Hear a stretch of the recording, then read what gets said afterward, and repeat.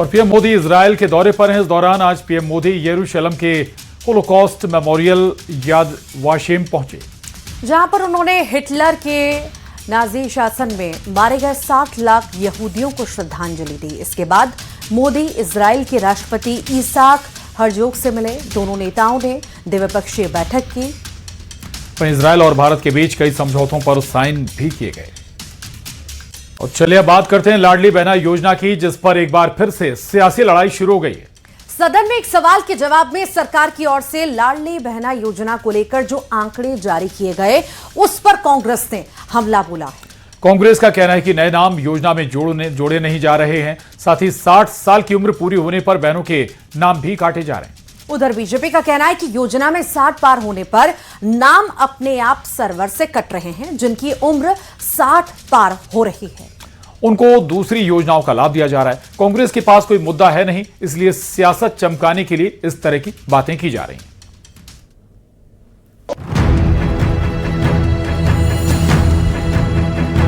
MP में एक बार फिर से सरकार की लाडली बहना योजना पर संग्राम छिड़ गया है। हर बार की तरह इस बार फिर से कांग्रेस ने योजना में कट रहे लाडली बहनों के नाम पर निशाना साधते हुए बीजेपी पर हमला बोला है। 2023 के बाद से इस योजना में एक भी नया नाम जो है वो नहीं जुड़ा है और महिलाएं जैसे ही 60 साल की होती हैं, उनका नाम जो है वो इस योजना से हटा दिया जाता है। उनको कहा जाता है कि अब आपको सामाजिक सुरक्षा पेंशन या वृद्ध अवस्था पेंशन जो है वो दी जाएगी। लेकिन इससे जो आम महिलाएं हैं वो काफी ज्यादा प्रभावित हो रही है, परेशान हो रही है। दरअसल एक सवाल के जवाब में महिला एवं बाल विकास मंत्री निर्मला भूरिया ने सदन में जानकारी दी कि 27 महीने में 6,28,000 बहनों के नाम कटे। 2023 में 1,31,07,000 लाडलियां थीं। 2026 में संख्या 1,24,78,000 हुई। 60 साल पूरे होने के बाद कट रहे लाडलियों के नाम। 10 अगस्त 2023 के बाद कोई नया पंजीयन नहीं, नए पंजीयन शुरू करने का कोई प्रस्ताव भी नहीं है। राशि बढ़ाने को लेकर भी कोई प्रस्ताव लंबित नहीं है। कांग्रेस विधायक सतीश सिकरवार ने कहा कि सरकार बहनों के नाम काट रही है। 3,000 रुपए देने का वादा किया था, जो पूरा नहीं किया है। उधर नए नाम भी नहीं जोड़े जा रहे हैं। बीजेपी का कहना है कि 60 वर्ष की आयु पूरी करने पर कई महिलाओं के नाम सूची से हटे हैं।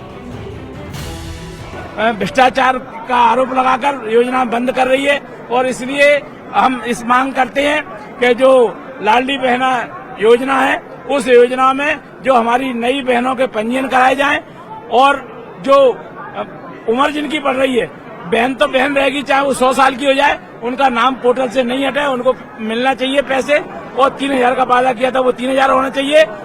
जो लोग उठा रहे हैं, जो पार्टियां उठा रही हैं, उनको ये सोचना चाहिए, उनको अपने गिरेबान में झांकना चाहिए कि उन्होंने इतने वर्षों तक शासन किया देश में और प्रदेश में, तो उन्होंने महिलाओं के लिए और सभी वर्गों के लिए क्या किया और कितना किया।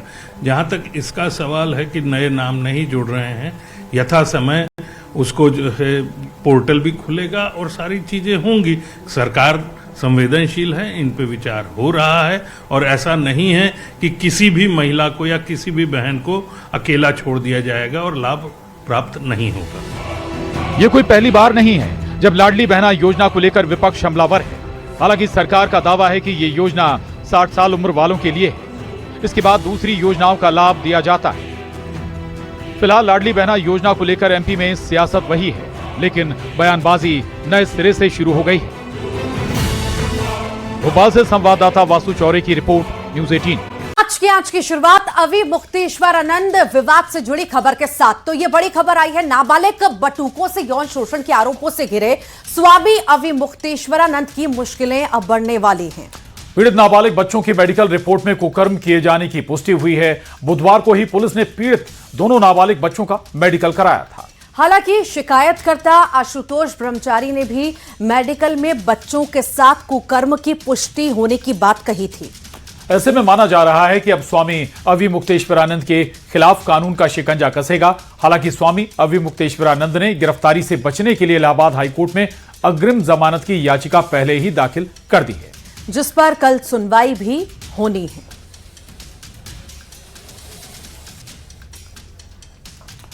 आगे बढ़ेंगे। उधर दिनेश फलाहारी महाराज ने शंकराचार्य अवि मुक्तेश्वरानंद मामले को लेकर आशुतोष ब्रह्मचारी पर निशाना साधा है। उन्होंने आशुतोष ब्रह्मचारी के नार्को टेस्ट के साथ ही पॉलीग्राफी टेस्ट करने की मांग की है। दिनेश फलाहारी महाराज ने राष्ट्रपति को पत्र भी लिखा है। वहीं दिनेश फलाहारी महाराज ने कहा है कि गौकशी कराने वाला स्त्री शीटर आशुतोष ब्रह्मचारी ने झूठी कहानी बनाकर अविमुक्तेश्वरानंद को फंसाने की साजिश रची है। स्वामी अविमुक्तेश्वरानंद सरस्वती से जुड़े विवादों की कहानी लगातार नया ट्विस्ट लेती जा रही है। अब इस कहानी में एक नया किरदार सामने आया है, भूमिका द्विवेदी, जिन्होंने स्वामी अविमुक्तेश्वरानंद के मठ को लेकर कुछ ऐसी चौंकाने वाली बातें कही जो सियासी और धार्मिक गलियारों में चर्चा की वजह बन गई है।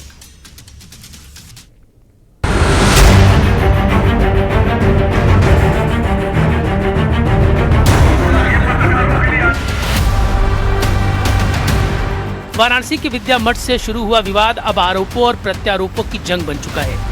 एक ओर आशुतोष ब्रह्मचारी लगातार मठ और शंकराचार्य पर गंभीर आरोप लगा रहे हैं, तो दूसरी ओर लेखिका भूमिका द्विवेदी ने भी मठ की व्यवस्था, सुविधाओं और माहौल को लेकर सवाल उठाए हैं।